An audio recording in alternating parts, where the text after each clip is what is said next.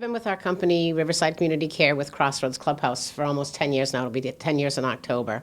And when I first came in, I wanted to work with Milford Hospital. We were able to get a person or two in. But what happened was they had a hiring freeze, and I unfortunately lost those opportunities. Further down the road, I was stubborn and kept calling, and Angel was now in the position of the supervisor that I could connect with, and was able to talk with Angel about bringing in other folks.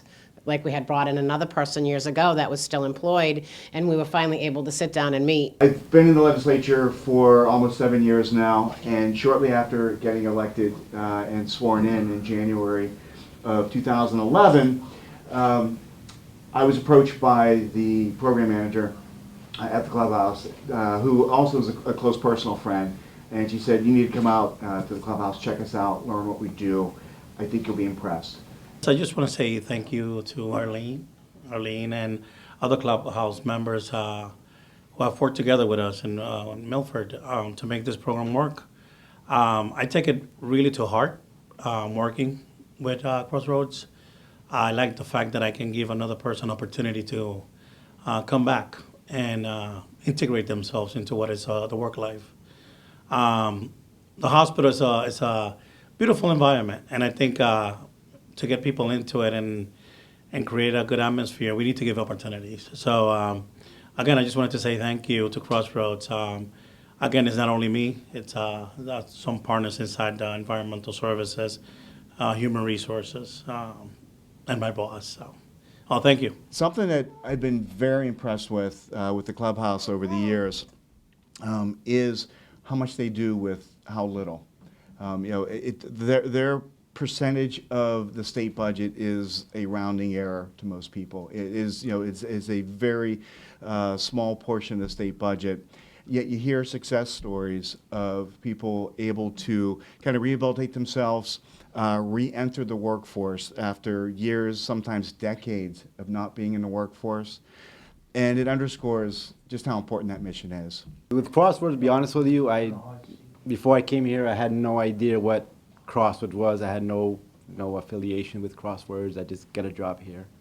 But as I got the job here, I was privileged enough to be able to start working with some of the Crossroads people. At that time, I didn't even know they were Crossroads people. They were just co-workers, reality. But as I learned to understand why I was with them, something in me was birth, right? And it was a desire to see these people succeed. And so as I started to learn who they were and why they were working with me, I found it a privilege to be able to share with them my day and my time trying to teach them and guide them to try to have a more successful life. And as I see them improve, as I see them begin to start working on their own, as I begin to see them develop, I am the biggest rewarder of all of this. That they hopefully can be successful in their life, but I'm already receiving my success and my rewards from just being able to see them be better, more mature, some of them I would call it more confident in themselves. I've seen, I'm not saying all levels, but I've seen different levels, work with different levels of them. And like I said, to me, it's been my privilege, my honor, and I thank God for people like Crossroads that give people like this an opportunity. And then not only do they just keep it, they actually allow other people to share in their vision to make people's lives better.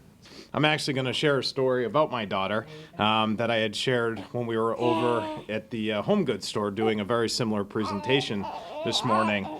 So February 8th, 2016 was a really exciting day for my wife and I because we would find out whether or not we were having a boy or a girl. I, of course, wanted a boy. My wife wanted a girl. We had a consensus in the fact that we just wanted a healthy, happy baby. And we would learn that we obviously were having a girl.